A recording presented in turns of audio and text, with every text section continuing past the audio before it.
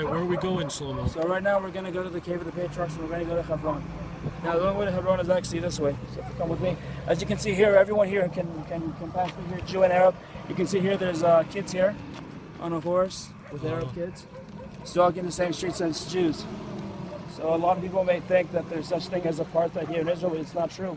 You see that we share roads. Arabs are our neighbors. We live with them very close and directly. No one's stopping anyone's movement here. So why Everyone moves here freely. So then why is there police here? So the police are here to actually control traffic because it's Chol HaMoed. What's Chol HaMoed? Chol HaMoed is a part during Passover on about the different days. First of all, on Passover you have the first day of Passover. You're not allowed to use electricity. And then there's 6 days of Passover, or 5 days of Passover, where you're allowed to use electricity and you're allowed to walk around. And a lot of people will take this opportunity to go touring at different parts of the country. So that's pretty much what it is. As you can see here, this is an Arab business owner here in Hebron that we're walking past.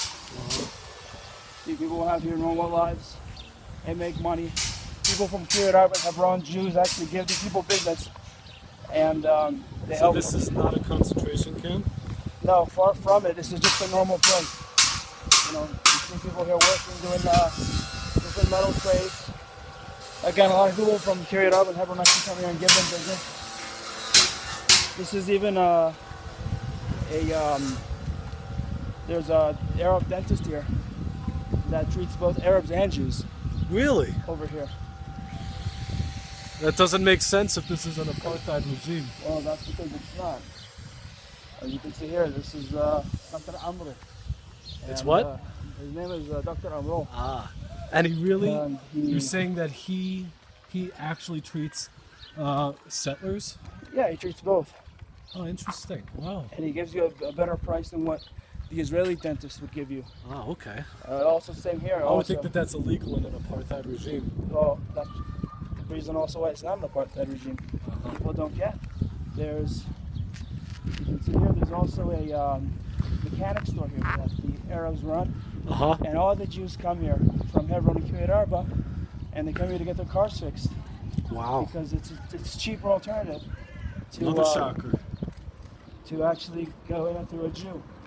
Because Jews will charge you more, and the Arabs will give you a fairer price. So a lot of Jews would rather come here to Hebron and get their car fixed than go to Kiryat Arba or go to Gush Etzion. So you see, this is another way that we coexist together. And the whole lie about apartheid is just a slander against Israel, in which they try to demonize us in the media. I mean, everything is not 100%, but you can see that we can walk here on the streets without fear, without any real fear of being hurt, and we have a normal life here. As you can see here, there's so many buses that come by.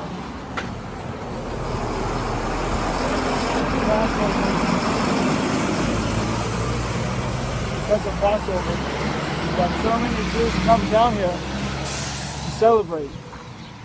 And it's a chance for them to reconnect with Abraham, Isaac, and Jacob, who are buried here.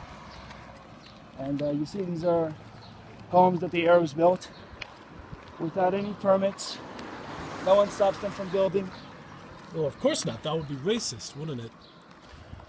There's no enforcement in terms of building permits. There's no one that checks to make sure that if there's an earthquake, the buildings could be withstood by earthquakes. There's no safety inspections. Not the kind of things that Jews have to go through in order to build an apartment, which on one hand makes sense because we actually live on the tectonic plate of Africa. And we're actually on one of the big tectonic plates where a lot of earthquakes can happen. And that's why a lot of homes in Israel, even though they're maybe approved by the government or by the town center of a certain city, they have to go through the appropriate building codes. Because if not, if there's a major earthquake, people inside the earthquake in the buildings could die from a collapse, of a structural collapse if these buildings are not built properly. You see a lot of these buildings are made up from scratch. So that's a big problem. That if there's an earthquake anytime soon, these places could collapse because the government will not issue them any permits or even check to see if the buildings are up to code. A quick question: could we walk up this place? What do you think? We'll walk up this place, but it's better to just. Okay, we'll go here. We'll go up here.